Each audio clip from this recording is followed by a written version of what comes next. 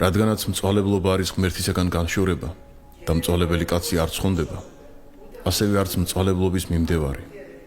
შესაბამისად ეპისკოპოსი მოვალეა განაშოროს ერესი ეკლესიისაგან, ხოლო მწვალებელი კაცი განკვეთოს. ეს ეპისკოპოსის ერთ-ერთი მთავარი ვალდებულებაა, რათა დაიცვას თავისი სამწყსო მწვალებლობისაგან.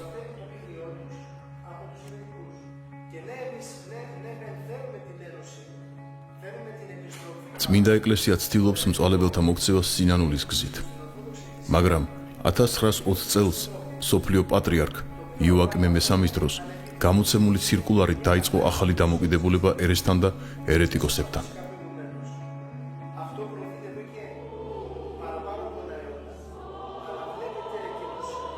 მას შემდეგ იქადაგება ეკუმენიზმი, რაც ნიშნავს ერთი წმინდა სამოციქულო ეკლესიის გაერთიანებას ყველა სახის ერესთან.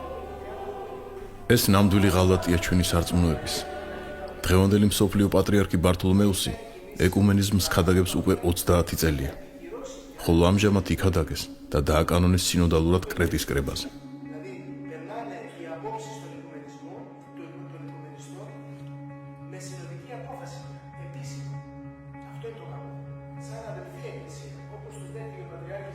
შეგახსენებთ, რომ კონსტანტინოპოლში ბართოლომეუსის და რომის პაპის შეხვედრისას მსოფლიო პატრიარქმა პაპს მიმართა სიტყვებით საყვარელო ძმაო და ასევე მოიხსენია იგი როგორც რომის ეკლესიის ეპისკოპოსი. Vi chiedo un favore di benedire me e la Chiesa di Roma. დაალოცეთ რომის ეკლესია და დამლოცეთ მე, ასე მიმართა სტამბოლში, ისტორიულ კონსტანტინოპოლში ვიზიტისას პაპმა ფრანცისკემ მსოფლიო პატრიარქ ბართლომეოს და მის წინაშე ქედი მოიხარა. თავის მხრივ მსოფლიო პატრიარქი საუკუნეების წინ განყოფილი ეკლესიის მეთაურს თავზე ემთხვია. ფრანცისკემ ამ ჟესტით კიდევ ერთხელ დაიმდაბლა თავი პატრიარქის წინაშე, რომელიც მართლმადიდებელ ეკლესიებში თანასწორთა შორის პირველად მოიხსენიება. აქამდე რამდენიმე თვით ადრე პაპმა და პატრიარქმა ერთობლივად მოილოცეს იერუსალიმი. მაშინ ქრისტეს საფლავთან ფრანცისკე ბართლომეოს ხელზე ემთქვია. მიუხედავად იმისა, რომ ორ ეკლესიას შორის ურთიერთობისა და დიალოგის ფორმები მნიშვნელოვნად გაუმჯობეს და მე-20 საუკუნეში დაწყებული საღვთისმეტყველო დიალოგი ჯერჯერობით ადგილზე დგას. მართლმადიდებელი და კათოლიკეები ზოგიერთ დოგმატურ საკითხზე, მათ შორის პაპის უცდომლობაზე ვერ თანხმდებიან. დოგმატური განსხვავებების პირობებში რომისა და კონსტანტინოპოლის პირველი იერარქებს მიაჩნიათ, რომ საუკუნეების წინ წარმოქმნილ საეკლესიო განხეთქილებაში ადამიანური ფაქტორების შემცირება პირველია, რამაც შეიძლება გზა გაუხსნას გრძელ გზას საბოლოო ერთიანობამდე. ერთიანობის შესახებ პაპმა ფრანცისკემ საღვთო ლიტურგიის დროს ისაუბრა.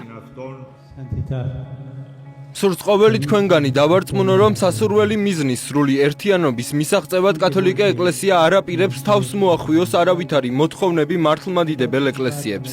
გარდა საერთო რწმენის აღიარებისა, ჩვენ მზად ვართ ერთად სახარების შუქსა და პირველი 1000 წლეულის გამოცდილების გათვალისწინებით ვეძებოთ შესაძლებლობები, რომლებსაც შეუძლიათ უზრუნველყონ აუცილებელი ერთობა თანამედროვეობის პირობებში. ერთადერთი რაც სურს კათოლიკე ეკლესიას და რასაც მე ვესწრაფვი, როგორც რომის ეპისკოპოსი, ეს არის მართლმადიდებელ ეკლესიებთან ერთიანობაში სიყვარული.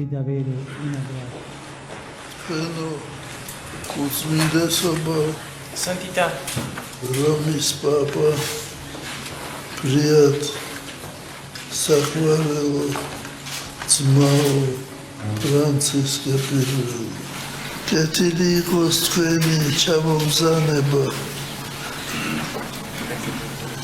Sakhartveloshi ეს არის ნამდვილად ისტორიული ვიზიტი. ღმერთმა დაალოცოს ჩვენი ორი ეკლესია და მე მინდა მოგართვათ ქართული ხატი.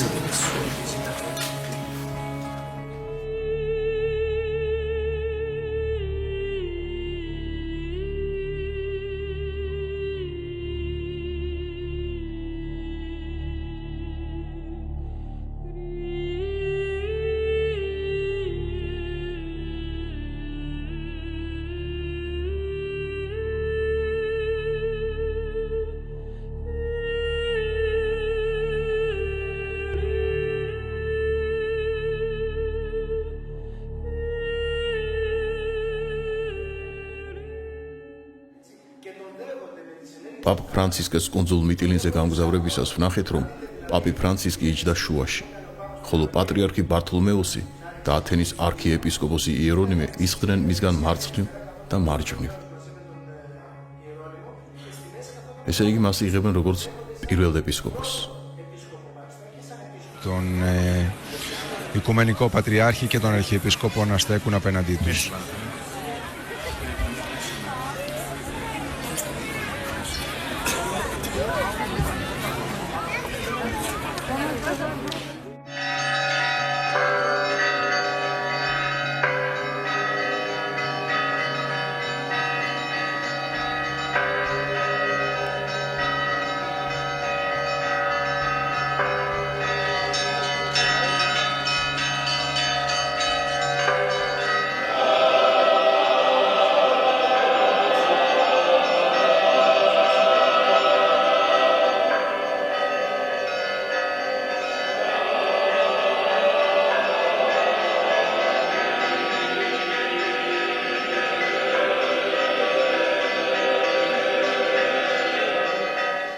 Cari ospiti et concittadini.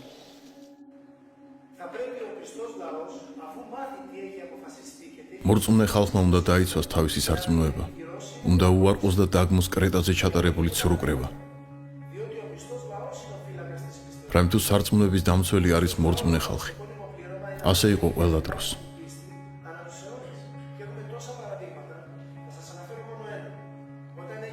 მაგალითისათვის გავიხსენოთ ფერარა ფლორენციის ავაზაკური კრება. როცა პაპისტები შეეცადნენ მართლმადიდებლური ეკლესიის დამონება დამორჩილებას, მაშინ ერთადერთმა ეპისკოპოსმა წმინდა მარკოს ევგენიკოსმა გაუწია წინააღმდეგობა და არ მიიღო იმ ცრუკრების გადაწყვეტილება. როცა ეპისკოპოსები დაბრუნდნენ და ჩამოსხდნენ კონსტანტინოპოლის ნაპირზე, მათ დახვდათ განრისხებული ხალხი, რომელთაც არ შეიწყნარეს ავაზაკური კრების შედეგები. მაშინ მღვდელმთავრებმა აღიარეს თავიანთი დანაშაული და იძახდნენ და მოგვეკვეთოს ის მარჯვენა ხელი, რომლითაც მოვაწერეთ ამ კრების დადგენილებას. ასე გადარჩა მაშინ ჩვენი წმინდა სარწმუნოება ხალხის თავდადებით. დღეს, როდესაც სახეზეა მართლმადიდებელ იერარქთა განდგომა მართალი სარწმუნოებისაგან, ჩვენ ბერები თუ საერონი ვალდებულნი ვართ აღვასრულოთ მაცხოვრის მცნება, რაც მდგომარეობს აღსარებლობაში. დღეს საუბედუროდ და ამავე დროს საბედნიეროდ სარწმუნოების აღსარება გვიწევს უდიდესი თავგანწირვით. გვეძლევა საშუალება იმისათვის, რომ დავამტკიცოთ ჩვენი სიყვარული ქრისტესადმი, თუნდაც ეს მოითხოვდეს საკუთარ სიცოცხლეს. დღეს სიტყვის თქმის უფლება აქვს ყველა ჯულის ერეტიკოსს, ხოლო ჩვენ მართლმადიდებელ ბერებს უკიდურესად გვზღუდავენ და გვავიწროვებენ. სწორედ იმიტომ, რომ გავბედეთ და გამოვთქვით ჩვენი შეხედულება ამ ერეტიკული კრების მიმართ. ათონის წმინდა მთის მონასტრების წინამძღვრები დუმან და ეს მათი დუმილი დამაყრუებელია. ისინი საუბრობენ ზოგად პრობლემებზე სულიერ ცხოვრებაში, მაგრამ არა იმ კონკრეტულ საკითხზე, რომელიც კრეტის კრებას ეხება. ჩვენ ვითხოვთ მათგან, რომ დააფიქსირონ თავიანთი სიტყვა ამ კრების შესახებ. ანუ იწნარებენ თუ არა მას, მაგრამ მათგან არც ჰოისმის და არც არა. მათი ასეთი საქციელი მსგავსია სირაქლემის ქცევის. ახლა გვიკიჟინებენ, რომ უნდა დავემორჩილოთ ეკლესიას, ანუ ეპისკოპოსს და არა საკუთარ მოსაზრებებს. ჩვენ პასუხობთ, დიახ, ვემორჩილებით ეკლესიას, მაგრამ არა იმ ეკლესიას, რომლის სახელითაც ეპისკოპოსები გვიქადაგებენ ახალმწვალებლობას. ასეთი ეპისკოპოსი არ წარმოადგენს ეკლესიას, არამედ სრულ ეპისკოპოსს. ჩვენ დავემორჩილებით ეკლესიას, რომელიც უცვლელად ინახავს წმინდა სარწმუნოებას. არ შევიწყნარებთ არავითარ სიახლეს, არამედ ვიქნებით ქრისტეს მარადიული ეკლესიის ერთგულნი. რათა დღესა მას საშინელისა სამჯეროსა მაცხოვრის წინაშე წარდგეთ ურცხვენელად. შეკითხვა: რამდენად სწორია ზოგიერთი სასულიერო პირის შეხედულება წვალებელთან ურთიერთობაში, როცა ამბობენ, რომ ერეტიკოსებს უნდა მიუდგათ სიყვარულით და არა საეკლესიო კანონებით? პასუხი: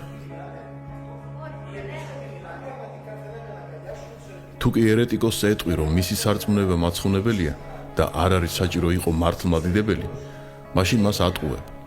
არ ეუბნების სიმართლეს, ხოლო სიმართლის გარეშე განაარსებობს სიყვარული. როცა ადამიანს ჭირს სიმსივნე და ვიცით რომ ეს დაავადება მას მოაკვდინებს, რას ვეტყვით, რომ არაფერი სჭირს და არის ჯანმრთელი. ამით მას ხომ უბიძგებთ სიკვდილისაკენ და ეს განა სიყვარულია?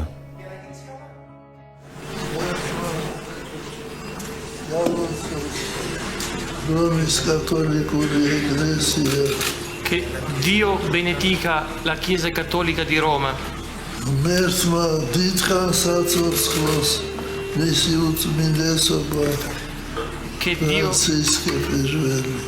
Dio dia una lunga vita a Sua Santità Papa Francesco. როდესაც მსოფლიო პატრიარქი ბართლომეუსი ერთ-ერთ შეხვედრაზე მოსწავლეებთან საუბრობს, რომ რომის პაპი არის დიდი ლიდერი და მართებთ დაუჯერ უნდა მიყვნენ მის სწავლებას, რომელიც მიიყვანს მათ ხსნისაკენ. გეკითხებით, ეს სიყვარულია თუ სიძულვილი? ჭეშმარიტება მოიცავს სიყვარულს, ხოლო სიყვარული ყოველთვის არ ატარებს ჭეშმარიტებას. ამიტომ გჭირდება ჩვენ ჭეშმარიტი სიყვარული, ხოლო ჭეშმარიტება განგვათავისუფლებს. ჭეშმარიტება და მაცხოვნებელი მადლი კი მხოლოდ მართლმადიდებლურ ეკლესიაშია. წმინდა მოციქული პავლე გვასწავლის, მწვალებელსა კაცსა, შემდგომად ერთისა და ორისა სწავლისა განეშორე. უწყოდე რამე თუ გარდა გულარწნილ არს ეგევით არის იგი და სწოდავს და არს იგი თვით დასჯილ. მითხარით, შეიძლება მწვალებლებთან დიალოგები ჰქონდეთ მართლმადიდებლებს ათეული წლების განმავლობაში. შეკითხვა: რატომ არ ამბობენ მღვდლები და მოძღვრები ამის შესახებ არაფერს? უნდა ვიცოდეთ, რომ კრეტის კრებაზე მიღებულია სოტიროლოგიური ცდომილება, ამიტომ მისი მიმღებელნი ვერ ცხონდებიან. ხოლო სასულიერო პირი, ეპისკოპოსი იქნება იგი თუ მღვდელი, თუ კი არ ამბობს განცხადებულად თავის სიტყვას კრების შესახებ, არის არამარტო უპასუხისმგებლო, არამედ სარწმუნოების გამცემი, მოღალატე. ყველა ეპარქიის ეპისკოპოსი ვალდებულია საკუთარი სამწყსოს მიმართ გამოთქვას თავისი გადაწყვეტილება, რადგანაც მრევლმა უნდა იცოდეს მისი დამოკიდებულება კრების განჩინებაზე. ამ ხრივ სავალალო მდგომარეობა გვაქვს ელადის ეკლესიაში, რადგან მღვდელმთავრებმა ხელი მოაწერეს ამ ერეტიკულ განჩინებებს და უკვე ერესი შემოვიდა ჩვენს ეკლესიაში. შეკითხვა: რა ვქნათ ჩვენ, უბრალო ხალხმა, როცა სახეზეა ქრისტიანობის ნამდვილი დევნა და ამ დროს არც ეპისკოპოსები და არც მღვდლები ხმას არ იღებენ? პასუხი: არა მარტო ხმას არ იღებენ, არამედ გვებრძვიან ჩვენ, ვინაც ხმა აღვიმაღლეთ მათი სიცრუის წინააღმდეგ. გვიწოდებენ ფანატიკოსებს, პარტიზანებს და დაცინვით სუპერ მართლმადიდებლებს. ცოტა ხნის წინ ვიყავით წასული რუმინეთში საქადაგებლად, რადგანაც მრევლის დიდი სურვილი იყო გარკვეულიყვნენ სიმართლეში. მათ ეპისკოპოსებმა უთხრეს, რომ კრეტის კრება იყო ღმერთის კურთხევა.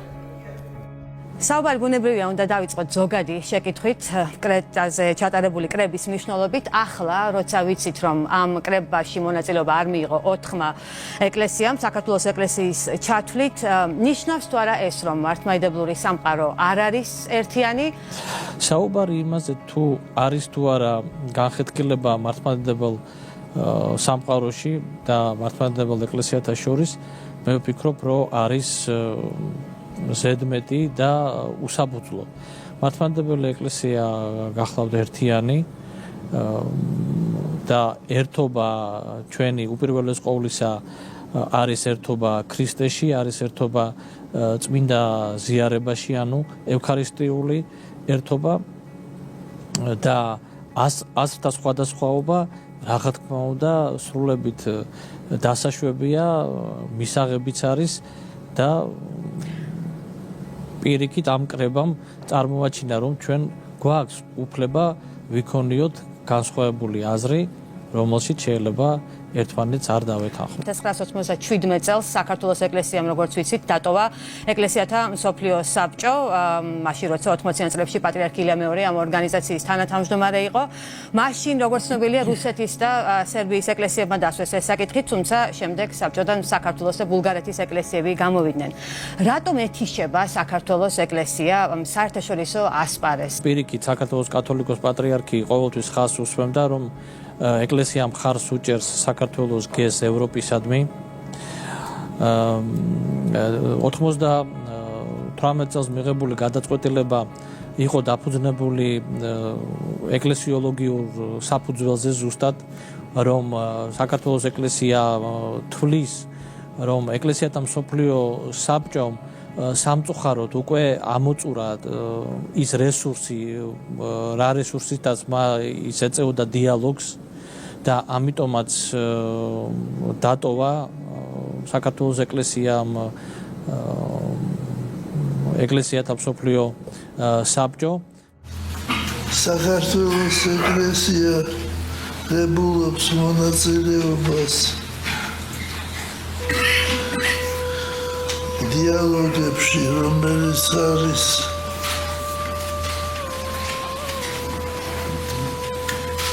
კათოლიკური ეკლესიისა და მართლმადიდებელ ეკლესიათა შორის. Τριών μονοθεϊστικών θρησκειών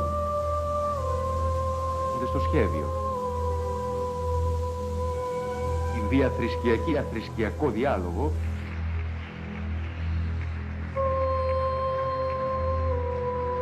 The chairman of Moscow's Patriarchate, Hilarion, was also among the guests. Religious and political leaders gathered Wednesday at the об этой правде, вы стремитесь к чему-то более глубокому. როცა ერთ-ერთი შეკრების დროს ჩვენთან მოვიდა პროტოსინგელი, ანუ ქორეპისკოპოსის მოადგილე, რამოდენიმე სასულიერო პირისა და პოლიციის თანხლებით, მეკითხებოდნენ: შენ მამაო, ვისგან იღებ კურთხევას? ვის კითხე რომ მოხვედი და ქადაგებ ჩვენს ეპარქიაში? უპასუხე, რომ კურთხევა მაქვს ჩემი გერონდასაგან და ყველა იმ ათონელი ბერისაგან, რომელნიც უარყოფენ და გმობენ კრეტის ცრუკრებას. ასეთები კი ათონზე ასობით ბერია. მარტო 20 მონასტერი როდია ათონის წმინდამთან. მეორე რიგში კურთხევა მაქვს ჩვენი წმინდა მამებისაგან, წმინდა მაქსიმე აფსარებლისაგან, წმინდა თეოდორე სტუდიელისაგან, წმინდა გრიგოლ პალამასაგან და წმინდა მარკოს ეფესელისაგან, წმინდა ნიკოდიმოს მთაწმინდელისაგან და მრავალი აფსარებლისაგან, რომელნიც გვაძლევენ იმის მაგალითს, თუ როგორ უნდა მოიქცნენ ბერები მაშინ, როცა საფრთხეშია ჩვენი სარწმუნოება. და ბოლოს ყველაზე მთავარი კურთხევა მაქვს ჩვენი უფლისაგან, რომელმაც თქვა შემდეგი: ყოველმან, რომელმან აღიარო ჩემდამო წინაშე კაცთან, მეცა აღიარო იგი წინაშე მამისა ჩემისა ზეცა დაისა, და რომელმან უარ მყავს მე წინაშე კაცთან, უარყო იგი მეცა წინაშე მამისა ჩემისა ზეცა დაისა. რომელი ეპისკოპოსისაგან ავიღოთ კურთხევა? იმ ეპისკოპოსებისაგან, რომელთაც ბართლომეუსის ხელმძღვანელობით გაყიდეს და გააუქმეს ჩვენი სარწმუნოება. ასეთ ეპისკოპოსებს ჩვენ არ დავემორჩილებით და არც კურთხევას ვითხოვთ მათგან.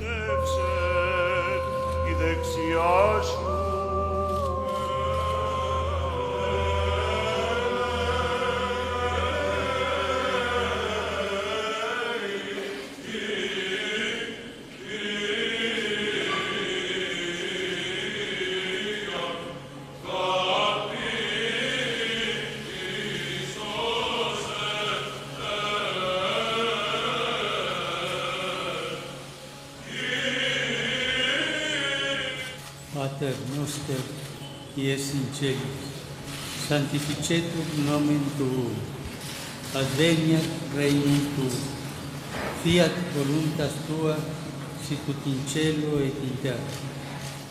Panem nostrum quotidianum da nobis hodie, et dimitte nobis debita nostra, sicut et nos dimittimus debitoribus nostris. Et ne nos inducas in tentationis, sed libera nos a male. Ότι σου έστειν η βασιλεία και η δύναμις και η δόξα του Πατρός και του Υιού και του Αγίου Πνεύματος, νυν και αεί και εις τους αιώνας των αιώνων. Αμήν. Pace a tutti.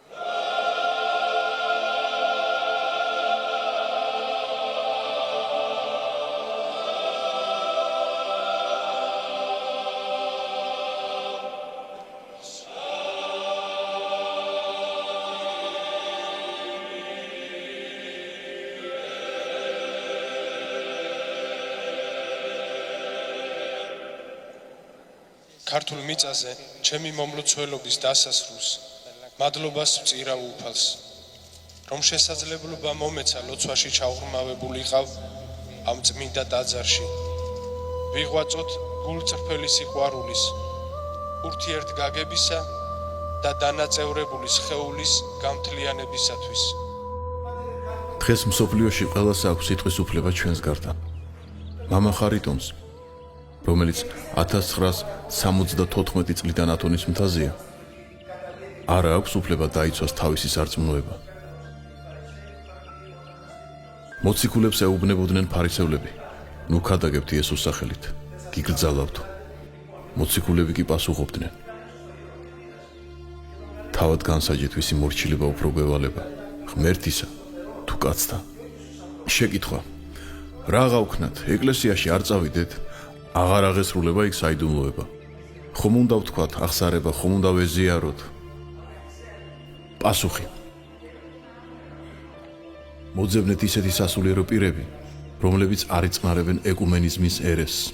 ამ წუთისათვის ჩვენს ეკლესიაში არსებობს დიდი გაურკვევლობა, რადგან არ არსებობს ცალსახად გასაგები ინფორმაცია იმის შესახებ, თუ რა მოხდა კრეტის კრებაზე. დღეს ყველაზე საჩოთირო საკითხი ის არის, რაც ეხება ჩვენ სარწმუნოებას და არა ის, თუ სად და როგორ დავანთოთ სანთელი. წმინდა ათანასე დიდი გვასწავლის, თუ კი ეპისკოპოსები და მღვდლები ცუდად ირჯებიან და ღალატობენ ჩვენ სარწმუნოებას, მაშინ უმჯობესია არ ილოცოთ მათთან ერთად, არამედ თქვენ სახლებში დარჩით და იქ აღასრულეთ თქვენი ლოცვები. იყო ეკლესიის ისტორიაში ჟამი, როდესაც უდიდესი ნაწილი იერარქებისა მწვალებლობაში იყვნენ ჩავარდნილნი, მაგრამ წმინდა ეკლესია მაინც გადარჩა, რადგანაც ყოველთვის მოიძებნებოდა მის წიაღში აღსარებლები და სარწმუნოების მტკიცე დამცველები. გირჩევთ, მოძებნოთ ისეთი სასულიერო პირები, რომლებიც არ იხსენიებენ ერეში ჩავარდნილ ეპისკოპოსებს. მათ ჭირდებათ თქვენგან, მრევლისგან ხარდაჭერა. შეკითხვა: ხომ არ დავკარგავთ წმინდა საიდუმლოებებს, როცა ეპისკოპოსი აუგრძალავს ასეთ მღვდელს წირვას?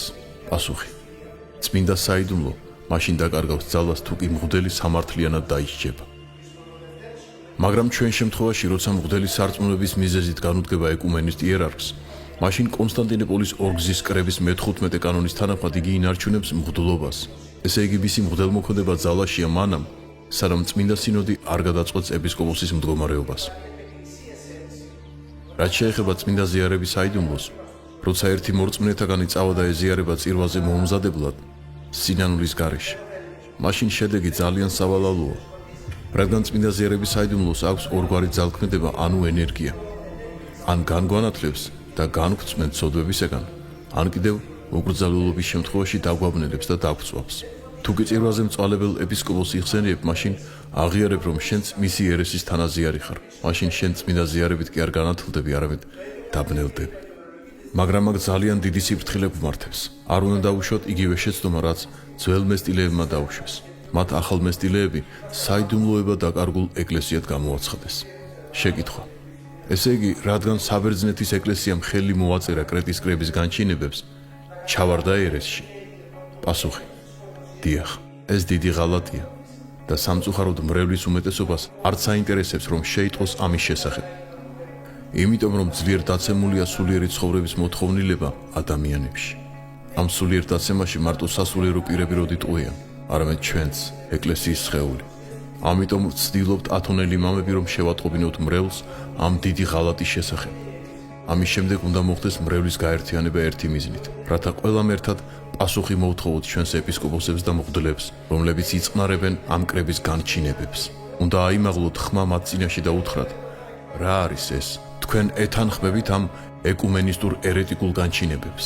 შეკითხვა: მრავალი ათწლეულია უკვე რაც მიმდინარეობს ეკლესიური ცხოვრების დასუსტება. ვიცით, რომ თვითონ სახელმწიფოს მხრიდან ადგილი აქვს თავდასხმას ჩვენ სარწმუნოებაზე, ჩვენს ეკლესიაზე. იქნება ეს ძველი პასპორტების გაუქმებით და ახალი ID ბარათების შემოტანით თუ სამოქალაქო ქორწინების დაწესებით. ახლახანს კი ერთსქესიანთა ქორწინების დაკანონებით. სახეზე გვაქვს ქრისტიანთა დევნა. გვაქვს მეორე დიდი პრობლემაც, კრეტის კრების ერეტიკული განჩინებებით. ეს ხომ არ უბიძგებს ხალხს იქითკენ, რომ დაიწყოს ძველ მესტილეებთან გაერთიანება? პასუხი: მე ხშირად მეკითხებიან, რა ვქნათ ID ბარათებზე, შტრიხ-კოდებზე. როგორ მოვიქცეთ? შეიძლება მათი სარგებლობა. მე ვპასუხობ, არ იცით რა ქნათ. განა თქვენს გულში არ იცით როგორ მოიქცეთ, მაგრამ მაინც კითხულობთ. წმინდა დიმიტრი თესალონიკელზე რომ ეკითხათ ელექტრობარათების შესახებ, როგორ გგონიათ, რა სიზამდა? კურთხევას აიღებდა ეპისკოპოსისაგან. ხომ გესმით, რომ ეს საბუთები შეიცავს ციფრ 666 და ეს ციფრი მითითებულია წმინდა წერილში. ხომ ყველამ კარგად ვიცით ეს? წმინდა პაისი მთაწმინდელი განა არ გვაფრთხილებდა ამის შესახებ. იგი ამბობდა: მივლენ მოძღვრებთან და შეეკითხებიან, რა ვქნათ? ავიღოთ ეს შტრიხ-კოდიანი პასპორტები. ასეთ შეკითხვას არ დასვამს ისეთი მორწმუნე კაცი, რომელიც სწორი სულიერი ცხოვრებით ცხოვრობს. რაც შეეხება ძველმესტილებთან გაერთიანებას, არ უნდა მოხდეს გაუკუღმართება ეკლესიური ცხოვრებისა. სხვაგან წასვლის საქმეს არ ეშველება. ჩვენი ბრძოლით უნდა მივაღწიოთ სინოდალურად დამტკიცებას 1924 წლამდე მდგომარეობისა, როცა არ არსებობდა ახალი და ძველი კალენდარი. უნდა მოხდეს ჩვენი გაერთიანება 1 იულიუსის კალენდრის ქვეშ, რადგანაც ეს განსხვავება არ არის დოგმატიკური. შეკითხვა: რატომ ზდუმან თქვენს გარდა სხვა ათონელი მამები? პასუხი: წმინდა გრიგოლ პალამა ამბობს, რომ დუმილი არის რიგით მესამე სახის ათეიზმი. ესე იგი დუმილი არის დანაშაული. ამ წუთისათვის ყველა ათონელი მამა, რომელიც ამ ხელს, ამ ერეტიკულ კრებას არის დევნილი. კონკრეტულად მე ჩამომართეს მონასტრის წარმომადგენლის სტატუსი ათონის პროტაჩში და ასევე ამიგრძალეს პირველ მგალობლის მორჩილება დიდი ლავრის მონასტერში. მონასტრის იღუმენს უნდა რომ გამოძეოს მონასტრიდან, მაგრამ მე არ ვტოვებ ჩემს მონასტერს, რადგანაც ჩემს მიმართ მოიქცნენ სრულიად უსამართლოდ და უკანონოდ. როცა ბართლომეუსის სახელს იხსენიებენ წირვაზე და შენ ესწრები ასეთ წირვას, შესაბამისად შენც თანაზე არ იხდები მისი ერეტიკული რწმენისა და იბილწები ერესის დაავადებით. ეს რომ არ მოხდეს, უნდა ვიხელმძღვანელოთ წმინდა მამების მიერ ასეთი შემთხვევისათვის დადგენილი კანონებით. კერძოდ ზემოთხსენებული მე-15 კანონის მიხედვით, ჩვენ მოვალენი ვართ შევწყვიტოთ ბართლომეუსის მოხსენიება, რადგან იგი ცხადად ხადაგებს ერესს თავისი საქციელით და სიტყვით. უფრო უარესიც. ახლა უკვე გვაქვს სინოდალური განჩინება და დაკანონებული ეკუმენიზმის ერესი. ესე იგი ჩვენ ვწყვეტ მასთან ევქარისტიულ კავშირს და ველოდებით სინოდალურ გადაწყვეტას ამ საკითხისა. შეკითხვა: თუ არ შედგა სინოდის კრება, რა ვქნათ? პასუხი: გავიხსენოთ წმინდა გრიგოლ ღვთისმეტყველის დრო, როცა არიანელების მომაკვდინებელი დაავადება მოდებული იყო წმინდა ეკლესიის უმეტეს ნაწილზე. მაშინ წმინდა გრიგოლის ცნობილი ქადაგებიდან დაედო სათავე ამ წყალების ამოძირკვას. რომ არ ყოფილიყო მაშინ წინააღმდეგობა და თავგანწირული ბრძოლა, გვექნებოდა დღეს მართლმადიდებლური სარწმუნოება. ჩვენ უნდა გავაკეთოთ ჩვენი ადამიანური, ხოლო ღმერთი გააკეთებს ღმრთისას. ჩვენი ნება უნდა ეთანხმებოდეს ღმერთის ნებას. თუ კი დღეს არსებობს მხოლოდ მცირედი ნაწილი ეპისკოპოსებისა და მღვდლებისა, რომლებიც არ იხსენიებენ ერეში ჩავარდნილ პატრიარქებს, ასეთები არიან ჩვენთან საბერძნეთში, რუსეთში, უკრაინაში, რუმინეთში და საქართველოში. მაგრამ უმეტესი ნაწილი ეპისკოპოსებისა და მღვდლებისა დუმილს ამჯობინებენ და ჩვეულებრივ აგრძელებენ ეკუმენისტების მოხსენიებას. თუ კი უმცირესობა ვართ ჩვენ ეკუმენიზმის მოწინააღმდეგენი, რა ვქნათ? ავდგეთ და წავიდეთ სახლებში. განა სიმართლე უმრავლესობით განისაზღვრება? უნდა ვიცოდეთ, რომ ყოველივე ის, რაც ხდება ეკლესიაში, სოფლიო ბნელი ძალების გეგმა. წმინდა ეკლესიის გამეწიერება ეგრეთ წოდებული სეკულარიზმი დიდი ხნის წინ დაიწყო. დღეს ყველას გვესმის საინფორმაციო საშუალებებით ხშირად წარმოთქმული შემდეგი სიტყვები: სოფლიო მთავრობა. სწორედ სოფლიო მთავრობა სჭირდება გაერთიანებული რელიგია, ისევე როგორც ერთი საერთო ეკონომიკა და ერთი საერთო პოლიტიკა. ალბათ უწყით, რომ კრეტის კრების შემდეგ პატრიარქი ბართლომეუსი მალევე წავიდა ქალაქ ასიზში, სადაც პაპ ფრანცისკესთან და ყველა ჯულის მწვალებლებთან ერთად დაანთეს მსოფლიო რელიგიის ლამპრები. უნდა ითქვას, რომ ეკუმენიზმის მიმდევრები არიან რა ერეტიკოსები, არიან ქრისტეს უარმყოფელები. აბა სხვა რა უნდა უწოდოთ მათ საქციელს, როცა მსოფლიო მართლმადიდებლობის პატრიარქი ანთებს თავის ლამპარს საერთო შანდალზე, სადაც ასევე დანთებულია მთელი მსოფლიოს ერეტიკოსთა მსგავსი ლამპრები. განა ის საერთო შანდალი არ აღნიშნავს მსოფლიო გაერთიანებულ რელიგიას, რომელსაც ეყოლება თავისი მესია. ეს მესია ხომ ანტიქრისტია.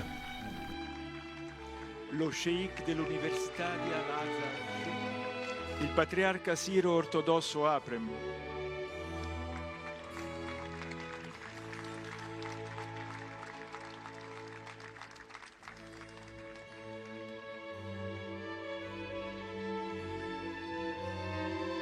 buddismo giapponese Morikawa,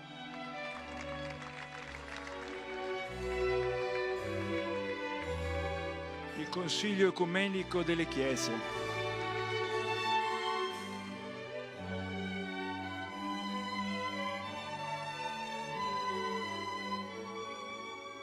შეკითხვა. რატომ არ მიხვედით ჩვენი ქალაქის ეპისკოპოსთან? უკეთესი არ იქნებოდა თუ ტაძარში იქადაგებდით? პასუხი. მე შეგნებულად არ მივედი თქვენს ეპისკოპოსთან, რადგანაც ვფიქრობ, რომ ეს გამოიწვევდა კონფლიქტს. მას არაფერი უთქვა მსკრეთის კრების თაობაზე და ამიტომ მისგან არ ველი მხარდაჭერას. პირადად ჩემს ეპისკოპოსთან, ანუ მსოფლიო პატრიარქთან, შევიცადეთ დაკავშირებას წერილობით. ასევე მივწერეთ რამოდენიმეჯერ ათონის კინოც და მონასტრის იღუმენებს, მაგრამ მათგან პასუხი არ მეგიღია. იცით რატომ? იმიტომ რომ ადამიანებად არ გვთვლიან. მათი აზრით ჩვენ ვართ პირუტყვი ცხრები, რომლებიც უსიტყვოდ მიყვებიან თავიანთ წინამძღვარს. ხოლო წმინდა სახარებიდან ვიცით, რომ ბრმის წინამძღოლობით ბრმები ხრამში ჩაცვიდებიან.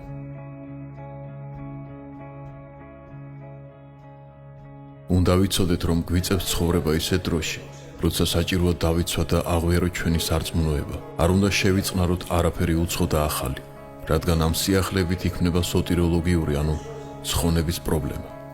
ვეღარ ვცხონდებით ასეთი დამახინჯებული სარწმუნოებით. ამიტომ დავტოვეთ ათონელმა ბერებმა ჩვენი კელიები სიმშვიდეში ყოფნა და გამოვედით საქადაგებლად ხალხში. ახლა აღარ შეიძლება დუმილი და უმოქმედობა, არამედ ყველანი, ერიც და ბერიც, უნდა წინააღმდეგეთ ამ ეშმაკის პროდუქტს, ეკუმენიზმს.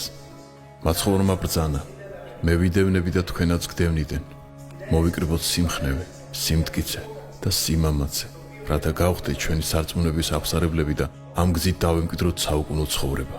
ვთხოვთ ჩვენს მღვდელ მთავრებს, რომ ხალხი არ დატოვონ გაურკვევლობაში. გარკვევით გამოთქვან თავიანთი დამოკიდებულება ეკუმენიზმისა და კრეტის კრების თაობაზე. დაეხმარონ ხალხს მომხდარის სწორ შეფასებაში. გისურვებთ გამარჯვებას ცხონების ვიწრო გზაზე. რამე თუ ან დავმარცხდებით, ან გავიმარჯვებთ უფლის შეწევნით. ამინ.